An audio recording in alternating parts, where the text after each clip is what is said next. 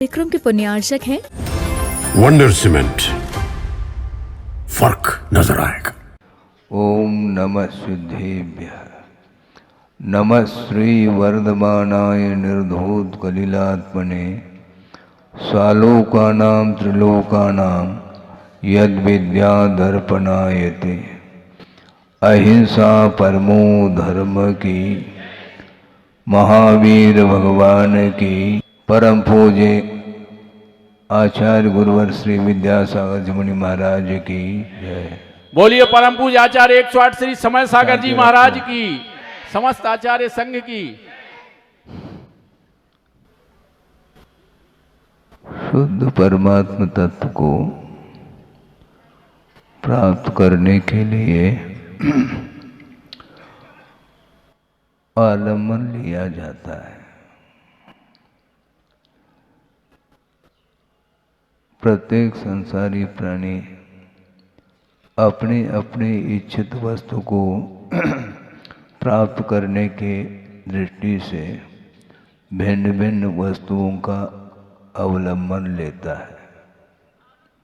तो मोक्ष प्राप्त करने के लिए किसका अवलंबन लेना, प्रश्न तो है। जो संसार के लिए कारणभूत वस्तु हैं उनका आलम्बन लिया नहीं जा सकता। जो स्वाधीन सुख है उसको प्राप्त करने के लिए जिन्होंने प्राप्त किया है उनकी आराधना, उनकी उपासना, उनकी पूजा, उनकी भक्ति की जाती है। उनको छोड़ करके दुनिया में कोई वस्तु नहीं जो शुद्ध परमात्मा तत्व को प्राप्त करने के लिए साधनभूत हो। इसलिए जिसका जो लक्ष्य होता है उसके अनुरूप ही वह उन वस्तुओं का जो कारण के रूप में है उसका आलम्बन लेता है। समझने के लिए छोटा सा बालक है, नवजात शिशु है, और वह किसका आलम्बन ले रहा है? पिता का नहीं, माँ का आलम्बन लेता है। उनके माध्यम से उसकी इच्छित वस्तु उसको प्राप्त हो जाती है। कोई विद्यार्थी है, विद्याध्ययन करना चाहता है, वह गुरु का आलम्बन लेता है। चाहे वह लौकिक ज्ञान हो अथवा परमार्थ संबंधी हो, गुरु का आलम्बन लिया जाता है। किसी को रोग हुआ है, उस रोग से निवृत्ति पाने के लिए औषधि लेना तो है, किंतु वैद्य का आलम्बन ले लेता है। कोई तैरना चाहता है अथवा नदी को पार करना चाहता है, तो नदी को पार करने के लिए तैरने की कला चाहिए। मान लो नहीं तैरना जानता है तो वो किसका आलम्बन लेता है? नाव का लेता है। अथवा तैरना सीखना चाहता है तो उसके लिए नाव के द्वारा तैरा नहीं जाता है, नहीं। जो स्वयं नाव में बैठ करके आप पार हो सकते हैं, किंतु नाव नहीं है और पार होना है तो भी आलम्बन लेता है। किसका लेता है आपको ज्ञात नहीं है। एक तुम्बी है और वह सूखी हुई तुम्बी, वह न स्वयं जल में डूबती है न दूसरे को डुबोती है। तो उसको कमर में बांधा जाता है और नदी में प्रवेश किया जाता है, तो वह पार करने में वह सहयोग प्रदान उसके द्वारा होता है। तो इस प्रकार भिन्न भिन्न कार्य है जिसके लिए सहयोग प्रदान करने वाले भिन्न भिन्न पदार्थ हैं। तो आप भव समुद्र से पार करना चाहते हैं तो उसके लिए किसका आलम्बन लेना, किसकी शरण जाना, यह महत्वपूर्ण विषय है। संसारी प्राणी चाहता तो मोक्ष, किंतु आलम्बन किसका लेता है? वो पंच परमेष्टि का ही आलम्बन लेना चाहिए, क्योंकि जो अविनश्वर सुख है उसको प्राप्त कराने में बहिरंग निमित्त के रूप में पंच परमेष्टि हैं, उनकी आराधना करो। वस्तुतः जो पदार्थ नित्य नहीं अनित्य है तो अनित्य के शरण क्यों जाता है? नित्य हो तो उसका शरण ले लो। नित्य क्या है? मोक्ष, वह नित्य है। और संसारी प्राणी संसार में वह रह रहा है और वह संसार कैसा है? वो अशुभ है, शरण लेने योग्य नहीं, नित्य नहीं और वह दुखरूप है। और ठीक इससे विपरीत स्वरूप को लेकर के मोक्ष तत्व सामने आता है। तो जिसको प्राप्त करना है तो उसके योग्य साधनों का आलम्बन लेना ही हमें श्रेयस्कर है। और ये ज्ञान कहाँ से प्राप्त होगा? यह ज्ञान आगम से प्राप्त होगा। आगम को पढ़िएगा आप, और आगम को समझने की क्षमता भी आपके भीतर है, योग्यता आपके अंदर है, क्योंकि विचार विमर्श करने की क्षमता मन में है और सारे सारे आप समनस्क हैं, संगी हैं। तो ऐसी स्थिति में उस मन का उपयोग तो करो। और मन है क्या वस्तु? वस्तुतः वह क्षोभम ज्ञानात्मक जो परिणति है ज्ञान गुण की, वही भाव मन माना जाता है। ज्ञान को ही इन्होंने मन कहा। जिस ज्ञान में विचार विमर्श करने की क्षमता रहती है उसी को, उस ज्ञान को ही भाव मन की संज्ञा दी है। इसलिए मनोयोग से सुनो ऐसा कहा जाता है। सुनने के लिए आपके पास दो दो कान हैं, किंतु फिर भी कहा जा रहा है मनोयोग से सुनो।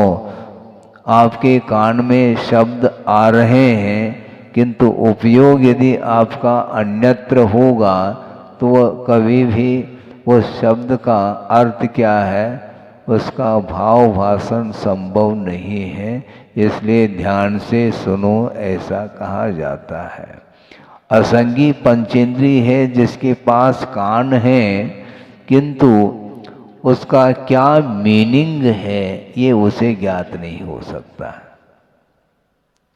वो आवाज तो आ रही है, किंतु उस आवाज के माध्यम से वह अर्थ तक पहुंच नहीं पाता, उसे ज्ञान नहीं होता। किंतु जिसके पास विचार करने की और वचनों को ग्रहण करने की क्षमता जिसके अंदर है, वही वस्तु के स्वरूप को जान सकता है। और मात्र वस्तु के स्वरूप को जानना मात्र पर्याप्त नहीं है। वस्तु के स्वरूप को जान करके जो हमारे लिए जो ग्रहण करने योग्य जो पदार्थ है उसी को ग्रहण करना है, बाहरी वस्तु को ग्रहण नहीं करना। फिर क्या करना महाराज? ग्रहण करने योग्य क्या है हमें बता दो आप। ये भी नहीं मालूम, जबकि मति बुद्धि आपके पास भी है, ग्रहण करने योग्य केवल आत्म तत्व है।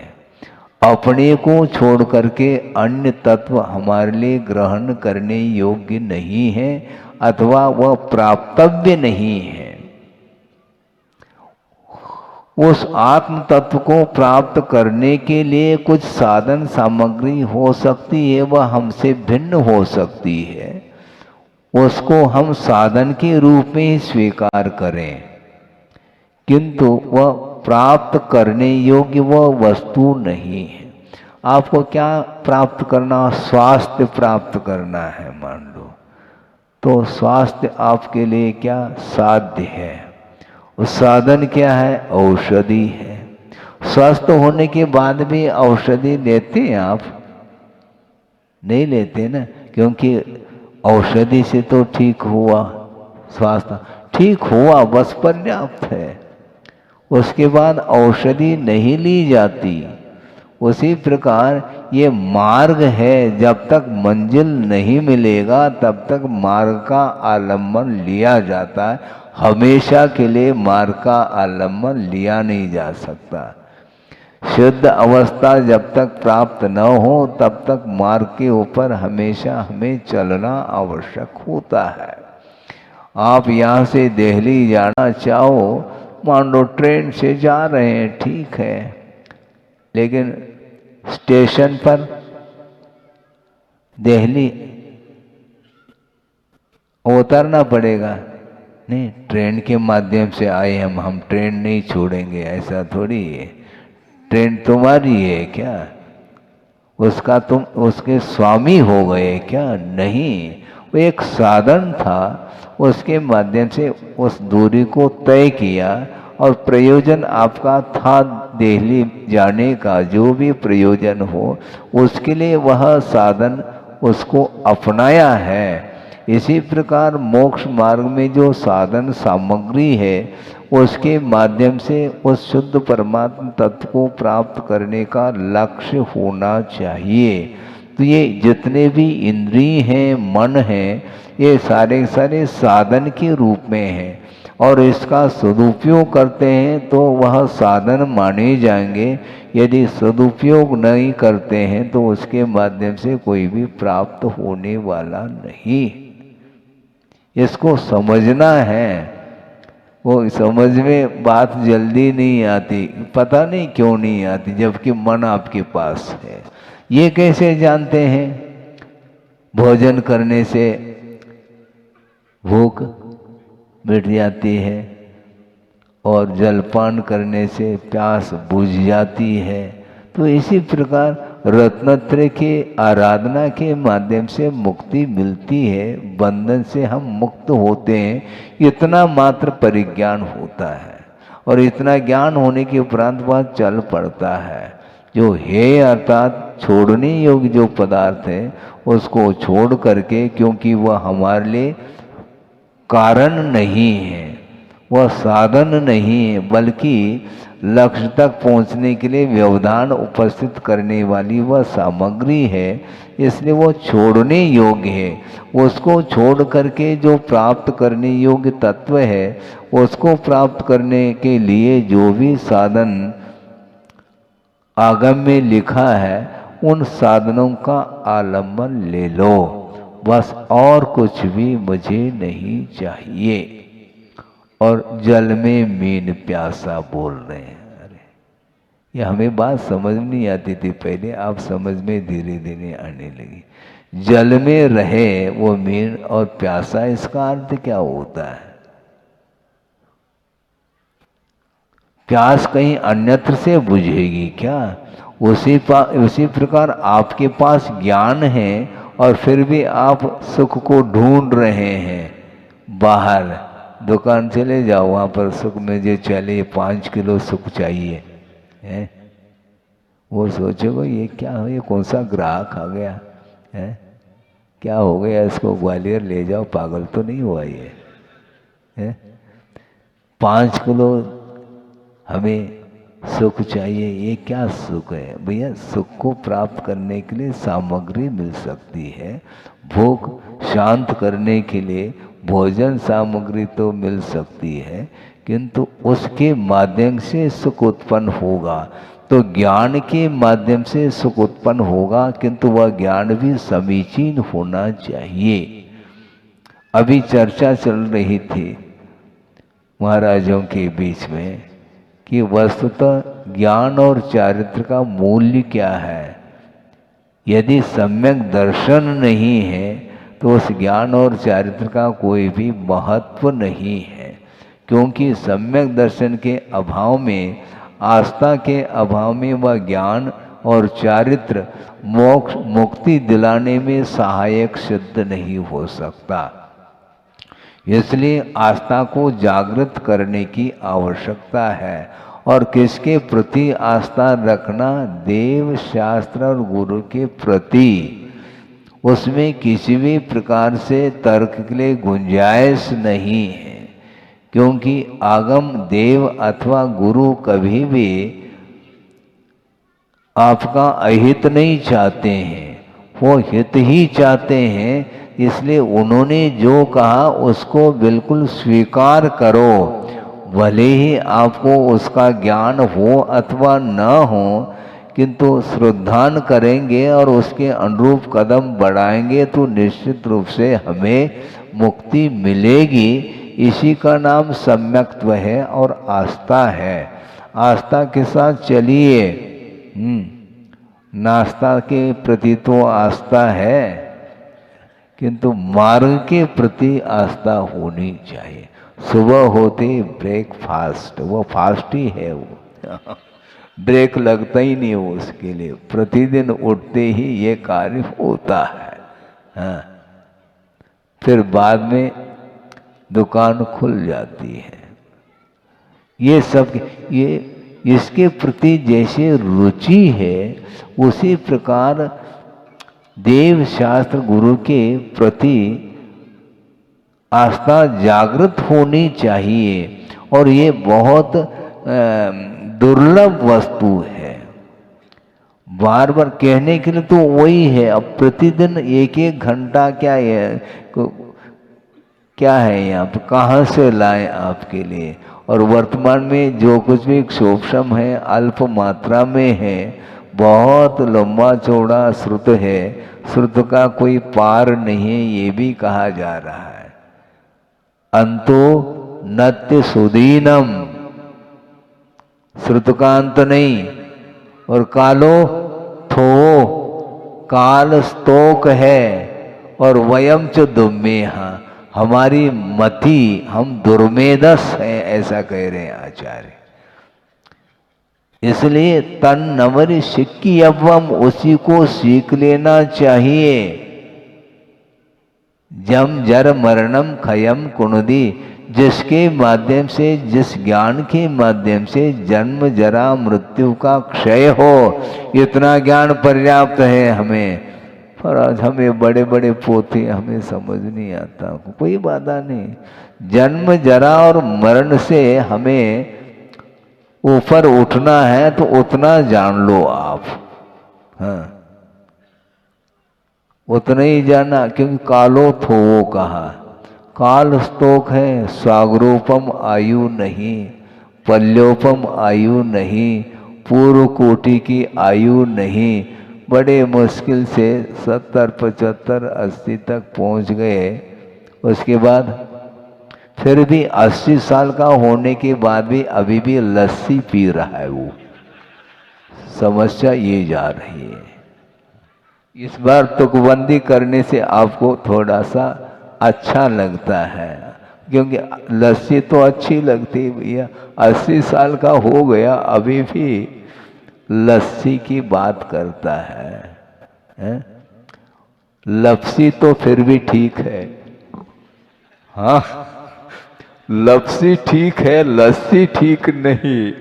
क्योंकि लपसी के माध्यम से वो बिल्कुल जो है ना, वो हल्का आहार होता है। रोटी और जितने भी सॉलिड जो भोजन है उसको छोड़ो, और माड़ जिसको बोलते हैं, लपसी, ओरिया, वही ठीक है। एक गांव का नाम है, आप जानते होंगे, परसोरिया। ओरिया परसों नहीं। हाँ, ऐसे नाम होते हैं। तो ओरिया भी बहुत पाचक है, वो हल्का है, उससे गर्मी भी शांत होती है और अपने लिए डाइजेस्ट भी होता है। तो इस प्रकार जो है ना, यही ठीक है, लस्सी ठीक नहीं। हाँ, आइसक्रीम, ये क्रीम ठीक नहीं, क्रीम भी ठीक नहीं, आइसक्रीम भी ठीक नहीं, क्रीम पाउडर जिसको बोलते हैं वो भी ठीक नहीं, और आइसक्रीम भी, दो प्रकार की क्रीम हो गए। ये सारे सारे वस्तुतः इसलिए कहा जा रहा है कि काल है नहीं, थोड़ा सा समय है और सारा सारा समय विषयों में ही वह निकाल देता है, तो पुनः वह रात आएगी और बस आपको जाना पड़ेगा, अन्यत्र जाना आपको। कहाँ, इस धरती को छोड़कर। बड़ी विचित्र दशा है। मान लो किसी का भी परिवार में किसी की गमी हो गई, वह शांत हो गया और उसी परिवार में वह जन्म लेकर के आ सकता है। पिता का जीव है और वह, उसका जो पुत्र है, उस पुत्र का वह पुत्र बन रहा है। अभी तक तो हैंडल किया था, अब वो हैंडल करेगा। आप है, जो पुत्र है, बेटा है, अब वह पिता की, उसके लिए वह पिता बन गया और पिता पुत्र बन गया। उसको ख्याल ही नहीं है, जन्म नया हो गया, उसका जन्मदिन मनाओ अब। गमी हो गई तो कमी हो गई, तो पुनः एक जन्म लेकर के आया है। तो उसके जन्म के निमित्त से वह खुशी मना रहा है, जबकि वह पिता का ही जीव, जिसका अवसान हुआ था, जिस समय आपको दुख उत्पन्न हुआ था, वही उत्पन्न हुआ है। ये सारा सारा चक्र है, आपको दिखाई नहीं दे रहा है। कौन किसका अवसान हुआ और कहाँ पर उत्पन्न हुआ, ये कोई भी दृश्य आपको देखने को नहीं मिलता, कोई पहचान नहीं है। पुनर्जन्म इसी को बोलते हैं। जन्म जो होता है, अवसान होने के बाद जन्म होता है, और जन्म होने के उपरांत पुनः उसका अवसान होता है। ये चक्र, ये परंपरा, ये निरंतर चलती आ रही है। इसलिए जन्म, जरा और मृत्यु का क्षय जिसके माध्यम से होता है, उतना ही ज्ञान हमें पर्याप्त है, ज़्यादा ज्ञान की आवश्यकता नहीं है।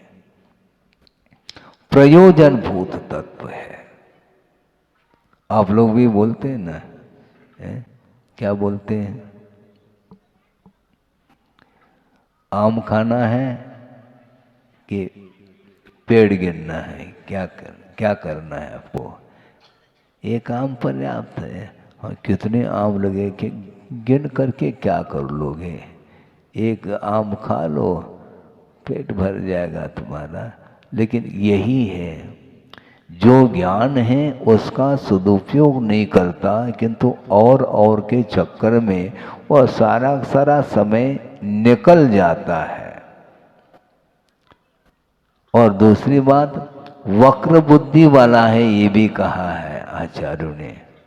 ये सीधा सीधा स्वीकार नहीं करता, एक्सेप्ट नहीं करता, वह तर्क करता है, ऐसा क्यों, ऐसा क्यों, ये तर्क क्यों करते हो? जो कहा जा रहा है उसको स्वीकार करो, क्योंकि गुरु कभी भी अहित नहीं चाहते हैं। तो विश्वास रखो और आगे बढ़ो। नहीं महाराज, हम तो कस करके देखना चाहते हैं। हाँ कसो, आप कमर कसो। क्या कसोगे तुम? मैं कस करके देखता हूँ। प्रत्येक चीज का स्वाद लेकर के मैं श्रद्धान करूंगा। तो श्रद्धान करने की क्या आवश्यकता है? हम विश्वास कैसे करें महाराज? तो ऐसा करो, जहर पी करके विश्वास कर लेना। क्या करोगे? वो जब तक स्वाद नहीं लेंगे महाराज, हम कैसे कहेंगे कि हमारे लिए ये हानिकारक है? तो पी करके देख लो, देख नहीं पाओगे चले जाओगे आप। विश्वास तो कर लो, इसी को बोलते हैं विश्वास। बहुत बड़ा मायना रखता है। प्रत्येक संसारी प्राणी अपने अपने क्षेत्र में अपने प्रयोजन को शुद्ध करने के लिए विश्वास तो करता है, किंतु मोक्ष मार्ग में पता नहीं क्या हो जाता है विश्वास के लिए, वो विश्वास करना नहीं चाहता। क्या पता ये और शुरू हो जाता। हमेशा धार्मिक क्षेत्र में, परमार्थ क्षेत्र में संशय उत्पन्न होता, वह संशय ठीक नहीं। जो कहा है इदमेव, यही है। भले हमें समझ में आ जाए अथवा न आ जाए, हमें समझना नहीं, औषधि का प्रयोग करना है। डॉक्टर के सामने वो जैसा कहते हैं हाथ जोड़ करके स्वीकार करते हैं, है ना।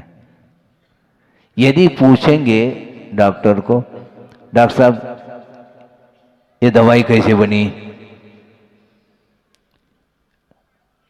इसमें और क्या क्या मिला है, ये सब कुछ पूछेंगे तो डॉक्टर कहते हैं ऐसा कर लो, तुम MBBS कर लेना, MD कर लेना, DM कर लेना, और अपने आप ही तब तक वो शांत हो जाएगा। क्योंकि जो रोग आया है उसको दूर करना चाहो, क्या तुम मात्र ज्ञान ही प्राप्त करना चाहो? विश्वास रखो और ले। विश्वास रखने के उपरांत भी जब तक उस औषधि का प्रयोग नहीं करेगा तब तक वह रोग ठीक नहीं होने वाला है। डॉक्टर के प्रति विश्वास भी रखो और लेना भी पड़ेगा। नहीं लेंगे तो फिर गए काय के लिए उनके पास, है? सब अपने आप कर लो ना, तो अपने आप नहीं होता है तो श्रद्धान करो और आगे बढ़ो। इसी प्रकार मोक्ष मार्ग में भी हमें श्रद्धान करने की आवश्यकता है। बहुत ही महत्वपूर्ण वह बिंदु है। मोक्ष तक पहुंचने के लिए विश्वास की कमी नहीं होनी चाहिए। जो भगवान ने कहा वह वज्र की लकीर है, हाँ बिल्कुल, उसमें कोई भी फर्क नहीं आ सकता, पक्की बात है। ये श्रद्धान करिए आप।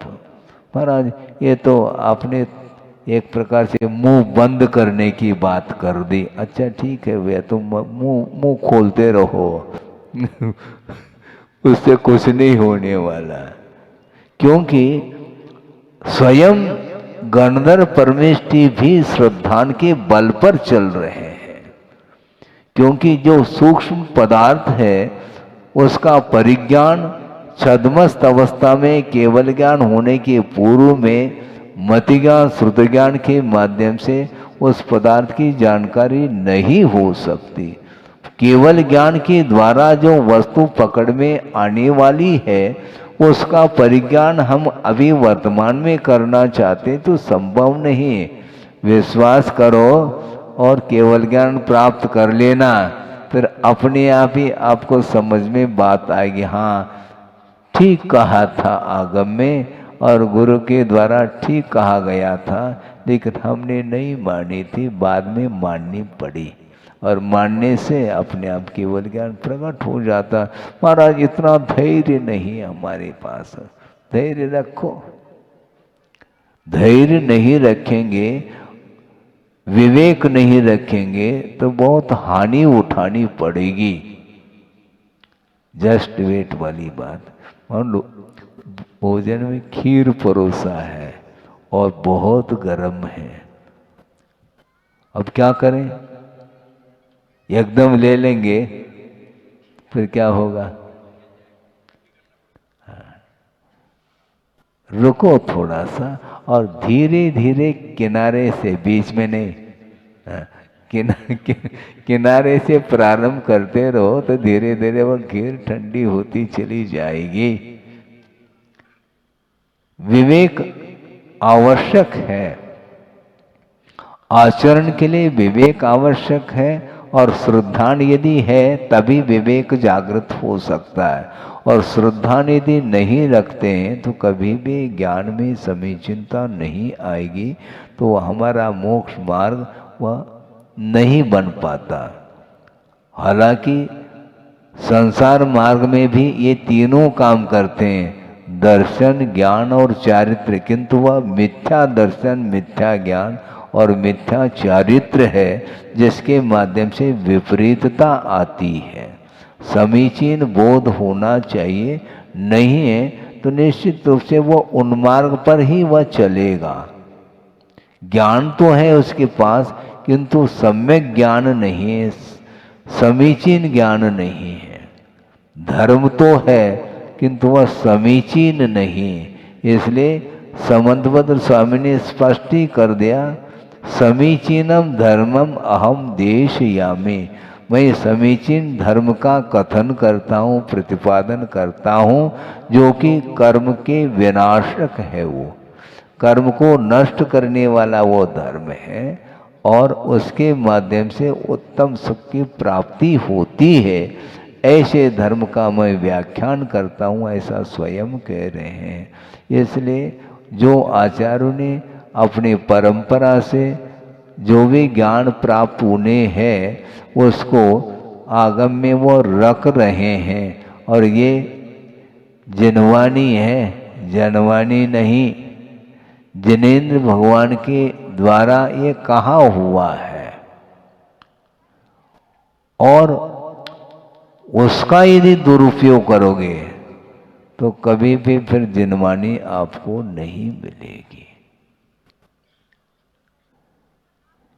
एक मराठी की कहावत आपके सामने रखूं, समय आपका हो रहा है, वो तो होगा, दिन होगा तो रात तो आने वाली है, उसमें क्या दिक्कत है। एक दिन आध पौन घंटा प्रतिदिन ये आगम के माध्यम से आप सुन रहे हैं कि एक मराठी की कहावत हमें स्मरण में आ रही है, वो ये है,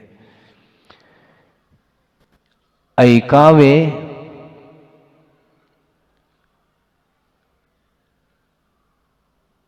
जनाचे, करावे मनाचे।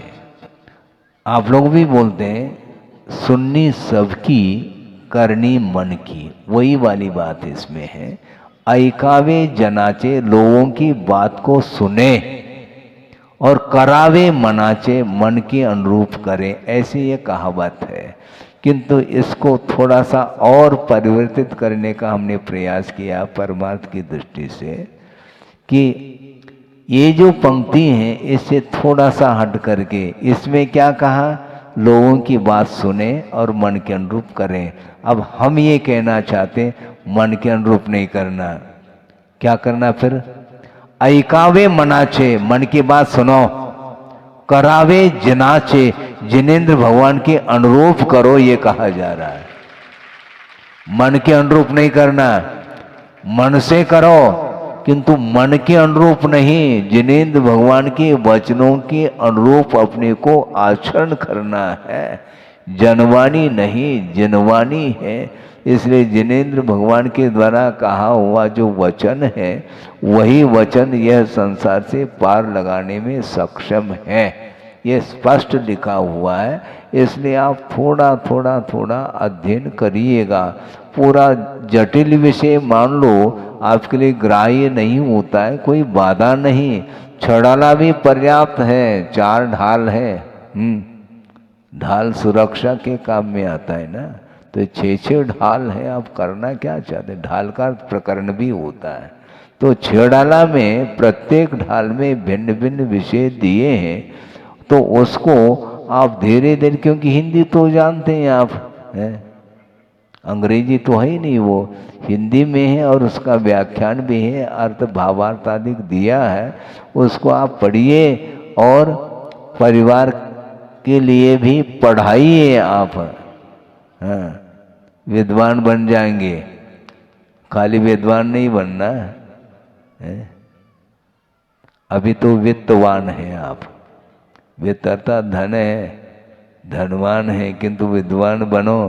लेकिन वह विद्वान वह कहलाता है, सम्यक ज्ञान जिसके पास है वही विद्वत्ता है।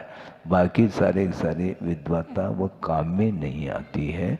इसलिए संक्षेप में ये कहना चाहते हैं कि जो नश्वर पदार्थ है उसके शरण में हमें नहीं जाना है। जो प्रति समय पदार्थ मिट रहा है उसको पकड़ने का भाव ये अज्ञान भाव माना जाता है। समुद्र में लहरें उत्पन्न हो रही है, पकड़ो उसको। मान लो छोटा सा बालक पकड़ता है तो आप उसके उस कृत्य को लेकर के आप हंस जाते हैं, ये देखो ये इसको ज्ञात ही नहीं है कि लहर है और ये पकड़ना, क्योंकि वो अच्छी लग रही है वो लहर, पकड़ना चाहते हो, पकड़ में नहीं है। उसी प्रकार ये पर्याय कभी भी पकड़ में आने वाली नहीं है। प्रति समय यह पर्याय मिटती चली जा रही है। इसलिए दीपक आपने जलाया है, हम पूछना चाहते हैं दीपक जल रहा है क्या? दीपक जल नहीं रहा, दीपक बुझने की ओर है। तेल जल रहा है लेकिन बोलने में आता है दीपक जल रहा है, दीपक जलता नहीं, तेल प्रति समय जलता चला जा रहा है, इसलिए वह दीपक बुझने की ओर है। उसी प्रकार आपका जन्म हुआ तो आप मरण की ओर जा रहे हैं। आयु कर्म धीरे धीरे धीरे प्रति समय वह क्षय को प्राप्त हो रहा है। इसीलिए आगमकारों ने स्पष्ट लिखा है, एक मरण वह है जो आवीची मरण बोला। आवीची मरण का अर्थ प्रति समय अवसान हो रहा है, आयु कर्म वह क्षय को प्राप्त हो रहा है। आयु कर्म के ऊपर जीवन चलता है तो प्रति समय आयु कम होती चली जा रही है। कितने साल की उम्र हो गई? 50 की हो गई, यानी 50 साल व्यतीत हुए हैं और जो शेष है वही बचा है, वो भी समाप्त होगा, उल्टी गिनती होगी। उल्टी गिनती होती होती लास्ट में उल्टी हो जाएगी और चला जाएगा, खत्म। एक आध बार गला खिंच गया तो बस पहुंच गया दूसरी जगह। तो ये निरंतर यह परिणमन आप रोक नहीं पाओगे। आप बिल्कुल जो है ना लॉकडाउन करके बैठ जाओ अंदर, फिर भी आपका परिणमन रुक नहीं सकता। निश्चित रूप से आप आगे बढ़ते चले जा रहे हैं। मरणासन का अर्थ क्या? बिल्कुल मरण होने को है उसी को वो मरणासन, इन्हें मरण के निकट पहुंचा है। निकट तभी पहुंचा है जब उसकी आयु पूर्ण होने को होती है।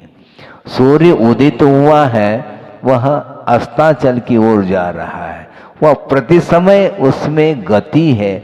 उस सूर्य की गति को आप पकड़ नहीं पाएंगे, इतना स्लो गति है उसमें। और धीरे धीरे धीरे 12 घंटे में वह पूरब से पश्चिम की ओर आ जाता है।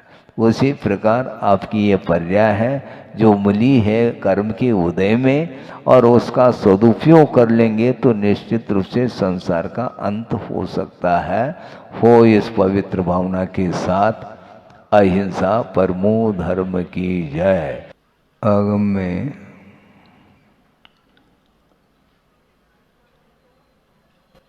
जीव को तीर्थ कहा है।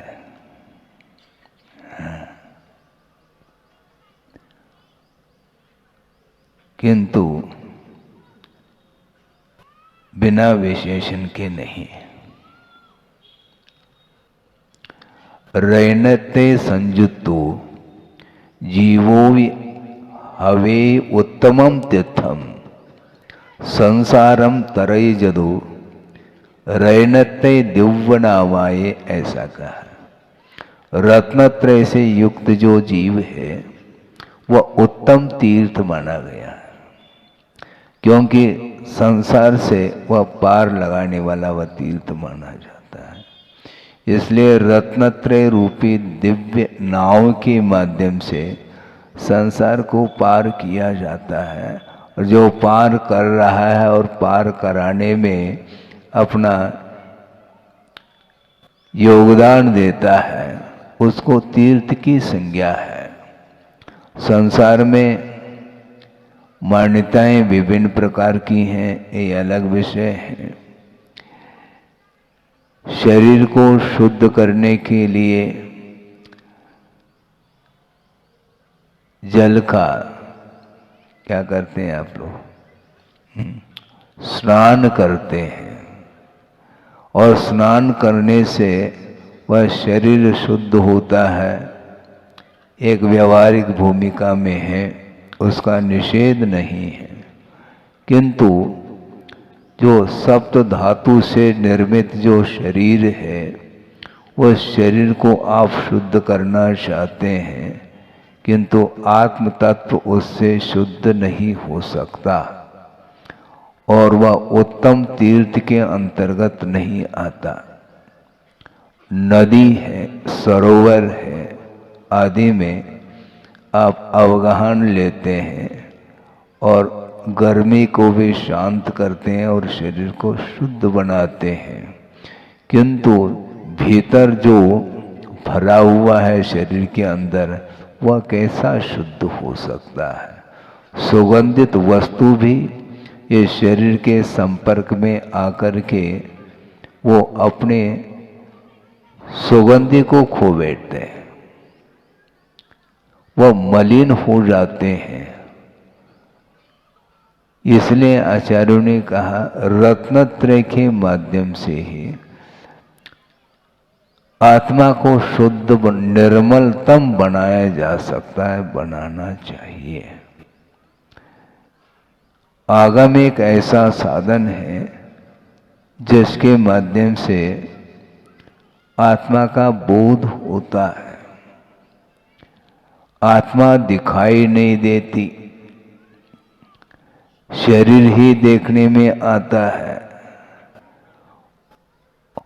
और उसके माध्यम से अपने आप को वह मानता है मैं इस रूप में हूँ, जबकि वह उसका कोई भी रूप नहीं है, कलरलेस, उसका कोई वर्ण नहीं है, स्पर्श रस गंध वर्ण से वह रहित है, वह शुद्ध परमात्म तत्व, किंतु शरीर के आश्रित वह आत्मा रह रही है, इसलिए वह नेत्रेंद्रिय का विषय बन रहा है। शरीर उसका वर्ण गौर वर्ण हो सकता है, अनेक प्रकार के वर्ण को लेकर के होते हैं, और उसमें शरीर में रुक्षता भी आ सकती है। कैसे? ठंड के दिनों में शरीर में रुक्षता आती है, इसलिए उसको स्नेहिल बनाने के लिए अनेक प्रकार के स्निग्धता को लिए हुए वस्तुओं का आप लेप करते हैं, लेप चढ़ा दो आप। इसके बाद भी वह शीत के कारण वह शरीर रुक्ष होता चला जाता है। शरीर कितने प्रकार के होते हैं? 3 प्रकार के शरीर बोला है कि कर्म की अपेक्षा से ज्ञानावरणादि ये द्रव्य कर्म है, राग द्वेषादि की ये भाव कर्म है, और ये शरीर है ये नो कर्म माना जाता है। कर्म का जब उदय आता है तो कोई औदारिक शरीर को धारण करता है, कोई वैकृत शरीर को धारण करता है, और एक आहारक शरीर भी होता है।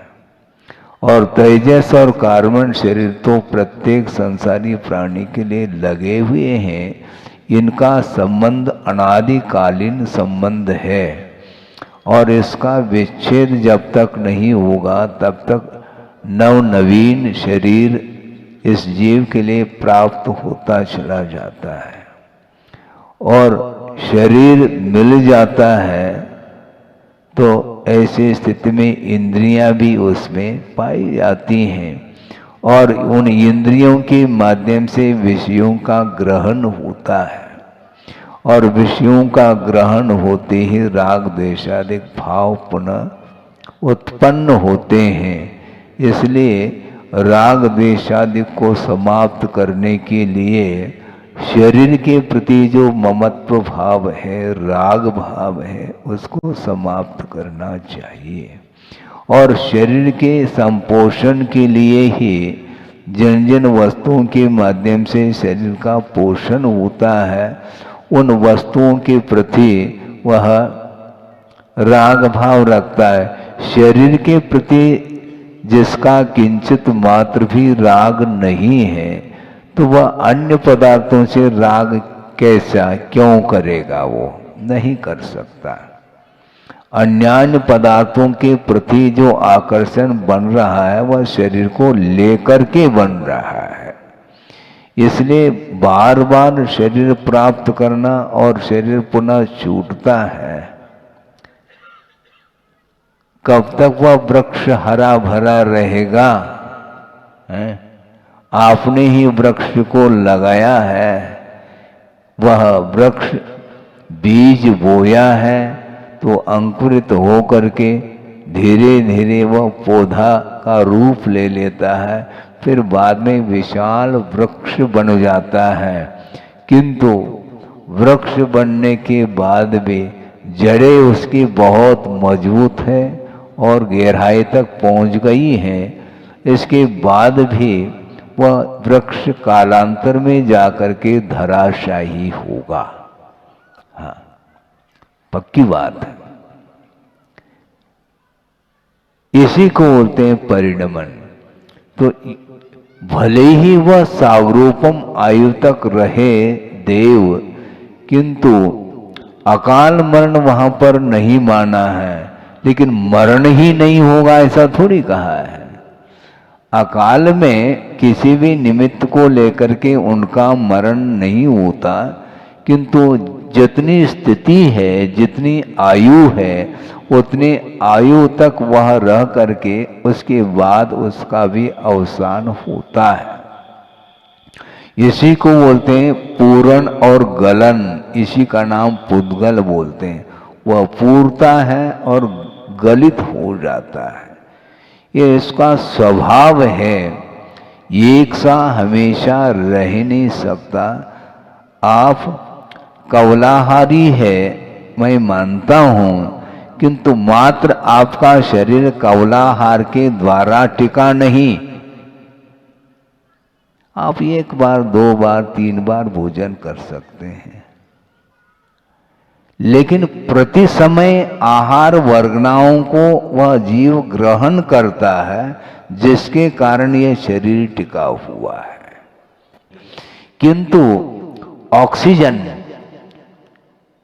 मौलिक है, उसकी कीमत नहीं है। कोरोना में देखा होगा आपने, ऑक्सीजन की कमी आ रही है, तो जीवन का क्या मूल्य है वह समझ में आ जाता है। ऑक्सीजन की क्या कीमत है, किंतु उसके बिना जीवन जिया नहीं जा सकता। चाहे वह एकेंद्रीय हो, चाहे वह पंचेंद्रीय हो, ये बिना श्वास के दम घुट जाएगा, ये ध्यान रखो। तो इसको बोलते हैं कीमत और मूल्य में अंतर है। उसी प्रकार यहाँ पर जो समय मिला है, काल, ये बहुमूल्य वस्तु है समझदारों के लिए। नहीं है तो वो बहुमूल्य जीवन को भी वह विषयों में व्यतीत कर देता है।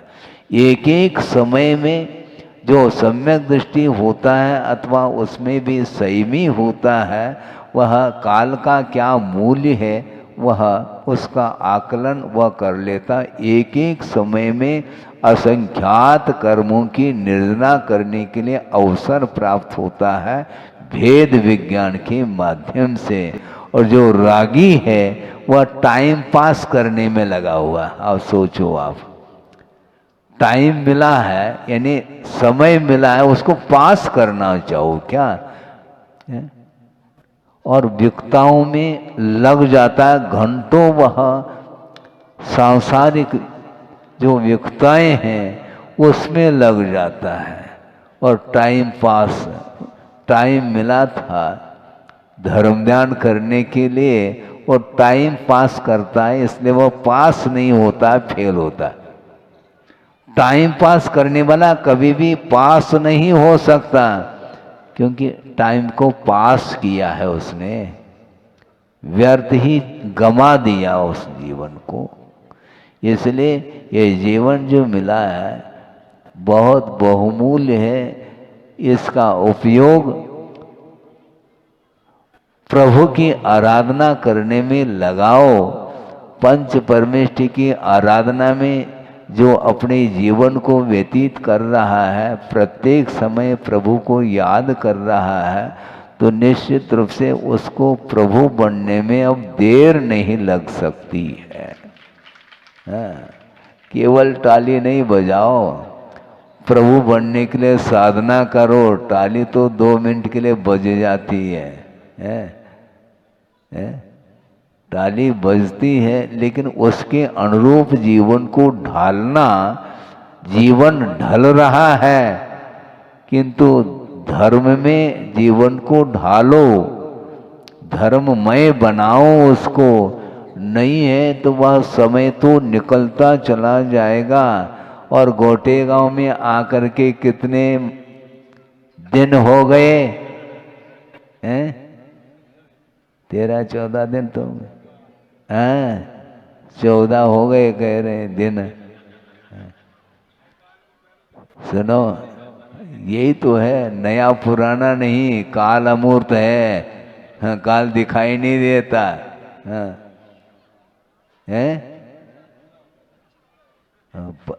25 में आए थे, 26 में जाएंगे, 1 साल पूरा हो गया। अब देखो, जिसने मान लो 2025 31 दिसंबर 2025 को जिसने उपवास किया, वह 26 में पारणा करेगा। तो 1 साल उपवास कर लिया क्या है? तो इस प्रकार आप गुना भाग करोगे तो 1 वर्ष उपवासी माने जाएंगे, ऐसा नहीं है, मुश्किल हो जाएगा आपको। तो इसलिए एक पक्ष होने को है, 14 दिन हो गए हैं। एक सज्जन ने यह भी निवेदन किया कि महाराज, हमने सुना है कि आप बगासपुर जा रहे हैं और वहाँ पर भी अभिषेक का कार्यक्रम है, तो बाद में लौटना, ऐसा कहा था। 2025 नहीं लौटता, ध्यान रखो, हमारा भरोसा मत करो। लौटना क्या है? आना जाना लगा हुआ है, रुक नहीं सकता संसार। आना और जाना, आना इन्हें जन्म, जाना इन्हें मरण है, लगा हुआ है। इस प्रकार ये परिणमन है। इसलिए जो कुछ भी आपके लिए पुण्य के उदय में जो पर्याय मिली और समय मिला है, उसका सदुपयोग करते हुए विषयों से अपने आप को ऊपर उठाना है।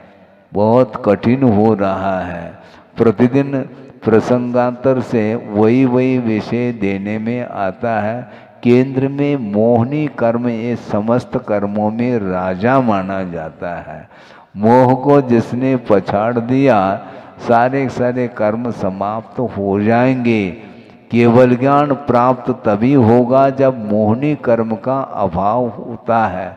मोह क्षयात ज्ञान दर्शनावरणांतराय क्षयाच केवलम कहा है। केवल ज्ञान जो प्रकट होता है वो मोहनी कर्म के क्षय के बाद एक साथ ज्ञानावरणीय, दर्शनावरणीय और अंतराय का क्षय करता है। इन तीनों घातिया कर्मों के क्षय करने के पूर्व में मोहनी कर्म का सर्वप्रथम क्षय किया जाता है। उसके बिना कोई भी उपाय नहीं केवल ज्ञान को प्रकट करने के लिए।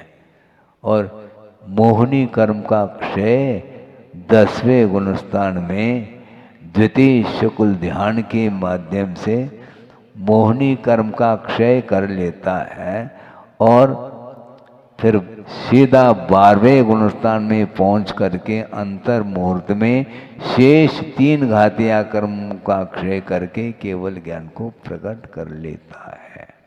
8 साल अंतर मुहूर्त के उपरांत केवल ज्ञान को प्राप्त करने की योग्यता इसके अंदर आती है। रत्नत्रय को धारण करके केवल अंतर मुहूर्त ही साधना, उसके बाद सीधा केवल ज्ञान। ऐसी कौन सी साधना करते होंगे महाराज, वही महाराज जाने। हाँ, वो हमें ज्ञान हो जाए तो हमें क्या केवल ज्ञान हो जाएगा, फिर देर थोड़ी लगेगी। बहुत कठिन है वो परिणाम किस रूप में उनका होता होगा कुछ नहीं कहा जा सकता। भयंकर उपसर्ग में भी अंतर मुहूर्त में वह टिक जाता है उनका उपयोग। यह शरीर और आत्मा का कोई भी संबंध जो है वह भिन्न है। स्वरूप की अपेक्षा से इन दोनों में जमीन आसमान का अंतर है। शरीर का स्वरूप भिन्न है और आत्म तत्व का स्वभाव या स्वरूप भिन्न है। इस प्रकार जो अकाट्य श्रद्धान होने के साथ साथ उस रूप वह परिणमन कर लेता है। उपसर्ग होने के बाद भी एक क्षण के लिए भी उनके अंदर कोई विकल्प नहीं होता। जिस प्रकार आप लकड़ी को जलाते हैं तो वह लकड़ी, वह ईंधन जल रहा है, उस लकड़ी को कुछ हो रहा है क्या? नहीं हो रहा। उसी प्रकार इस शरीर को आग लग गई मान लो, इसके बाद भी वह जीव उसके अंदर है, इसके उपरांत भी कोई प्रतिकार का भाव नहीं है। धन्य है वो, कैसी साधना होगी। लेकिन है ये, इसी को बोलते मोक्ष साधना। मोक्ष को प्राप्त करने की साधना ये अद्भुत साधना है। वो कब वो घड़ी आएगी, कौन सा समय आएगा, कौन सा सन आएगा। सन तो प्रतिदिन आ रहा है, आता है और अस्त को प्राप्त होता है। सन यानी सूर्य होता है, लेकिन ये सन साल भर में परिवर्तन को प्राप्त हो रहा है। ये काल अनंत काल से चला आ रहा है और अनंत काल तक यह काल कभी समाप्त नहीं होगा। प्रत्येक द्रव्य में जो भी परिणमन हो रहा है वह परिणमन करने की योग्यता द्रव्य के अंदर है, किंतु परिणमन कराने में निमित्त के रूप में काल द्रव्य का योगदान है। इसलिए परिणाम को कोई रोक नहीं सकता। परिणाम होता रहे, कोई बाधा नहीं। जितना समय मिला है उतने समय में अपने को करने योग्य कार्य को करके गुजरना है। अभी तक वह करने योग्य कार्य नहीं कर पाए हैं, कोई बाधा नहीं। जितनी क्षमता है, सामर्थ्य है, उसके अनुरूप शरीर के प्रति जो अटैचमेंट लगाव है उसको कम करते करते यदि आप धर्म की आराधना करते चले जाएंगे तो निश्चित रूप से जीवन का अर्थात संसार का अंत हो सकता है।